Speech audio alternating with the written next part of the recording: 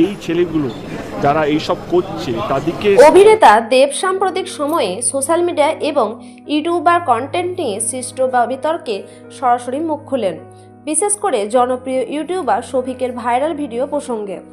দেব স্পষ্ট করে বলেন যে বর্তমান সময়ে সোশ্যাল মিডিয়ায় যা কিছু তৈরি ও প্রকাশিত হচ্ছে তার উপর একটি নিয়ন্ত্রণ থাকা আবশ্যক, কারণ সবকিছুর একটা সীমা থাকা দরকার।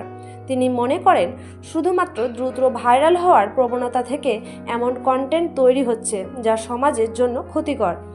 দেব তার উদ্বেগের কারণ হিসাবে উল্লেখ করেন যে শফিকের মতো ইউটিউবার, যিনি পল্লীগ্রাম টিভির মতো প্ল্যাটফর্মের মাধ্যমে পরিচিত, তার ভিডিওগুলি লক্ষ লক্ষ দর্শক দেখছেন, যার মধ্যে অনেক ছোট ছোট শিশুও রয়েছে।